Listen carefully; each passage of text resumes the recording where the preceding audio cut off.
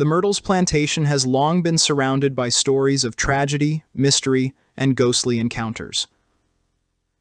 Built in 1796 by General David Bradford, the plantation is nestled in the quiet town of St. Francisville, Louisiana. Despite its stunning beauty, the house is said to harbor dark secrets, making it one of the most haunted places in America.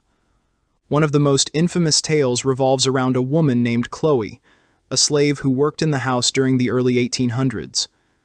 According to legend, Chloe had been brought into the household to serve Judge Clark Woodruff, who owned the plantation at the time.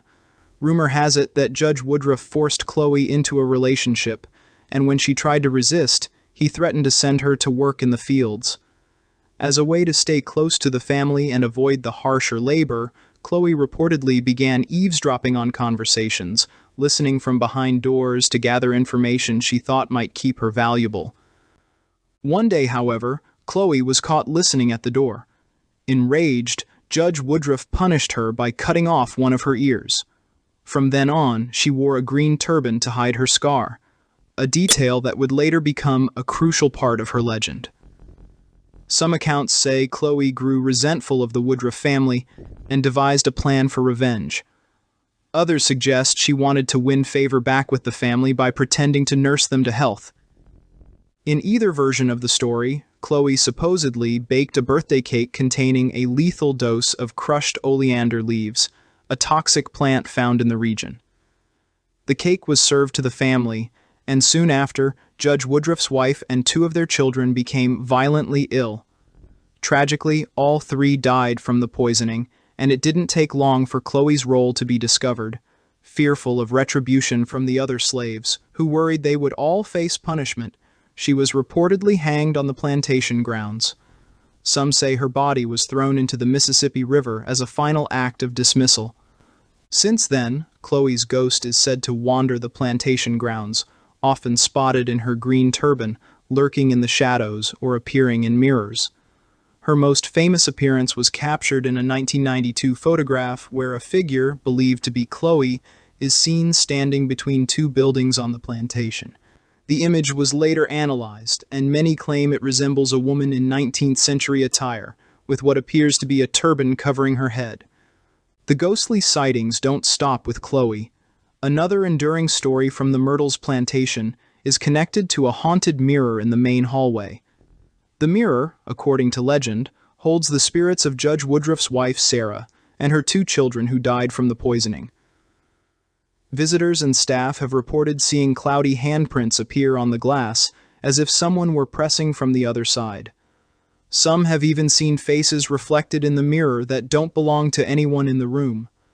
Despite frequent cleaning, the handprints and faces seem to reappear, as though the spirits are reaching out from within. The house also has a tragic past linked to the Civil War.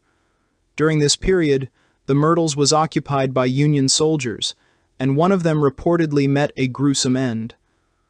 According to the tale, a soldier was shot by an intruder and died on the staircase.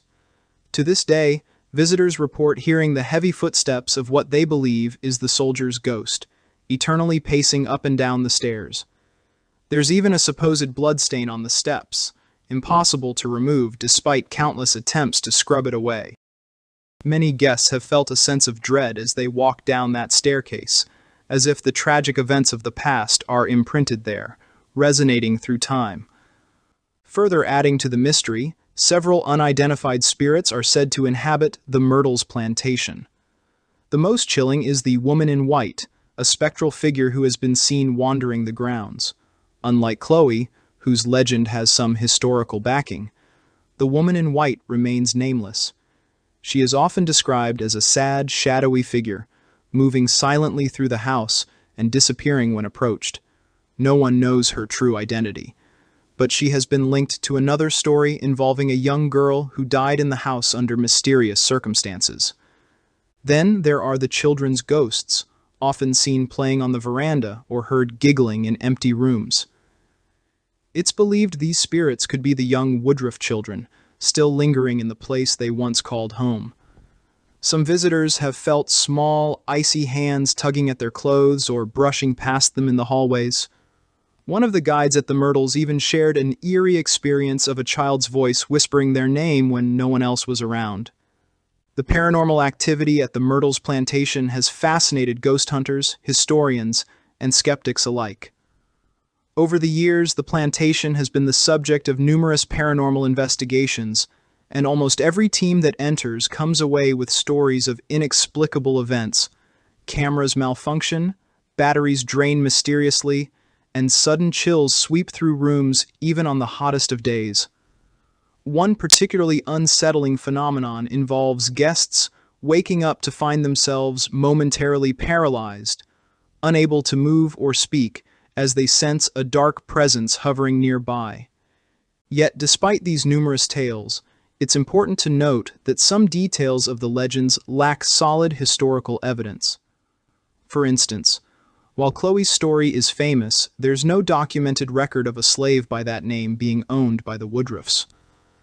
Similarly, the deaths of Sarah Woodruff and her children are not definitively connected to poisoning. However, these discrepancies haven't dimmed the allure of the Myrtles. Whether or not every detail is true, the plantation's dark history and the countless witness accounts have cemented its reputation as a hotspot for the supernatural. Today, the Myrtles Plantation operates as a bed and breakfast, allowing visitors to stay overnight and experience the ghostly atmosphere firsthand. Many guests come out of curiosity, but leave with unsettling stories of their own. Some have been woken by whispers in the middle of the night, seen shadowy figures pass by their windows, or even felt the weight of an invisible presence sitting on the edge of their bed. The Myrtles Plantation remains a place where history and myth intertwine. The old, creaking floors, the antique furniture, and the flickering lights all add to the sense that the past is never truly gone. For those who visit, whether skeptics or believers, the house seems to have a life of its own, whispering the secrets of those who once lived and perhaps still dwell within its walls.